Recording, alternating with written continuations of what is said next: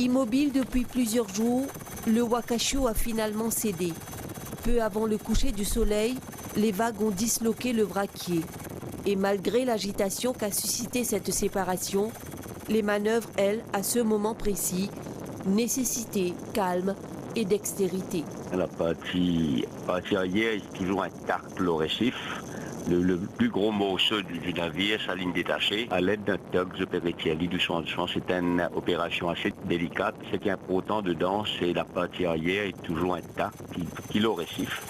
Et toute l'huile qui reste à bord du navire lit dans sa partie arrière là. Donc maintenant, là, depuis ce matin, nous pompons à peu près 40 mètres cubes d'huile d'une finie tirée à l'aide des hélicos. Bon, là, l'opération là pour continuer. Et là, avec le déploiement de nos bambous, mais regarde, il n'y a aucun spillage là. Après ça, qui me détache, la seule partie qui me détache là.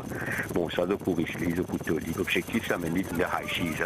Mais là, la partie qui reste à faire, c'est ça, 50 mètres cubes là, qui nous courir ça pomper d'ici. Demain, nous intervenir avec ça. Une partie du bateau, dont les cales ont été vidées de leur charge, sera tirée vers la haute mer. Sur la partie drossée sur les récifs, des hommes qui sont toujours sur le pont. Ils assurent le bon déroulement des opérations, notamment celle de l'escouade de l'hélicoptère. Le rapatriement des effectifs et du matériel doit se faire en toute urgence avant la tombée de la nuit.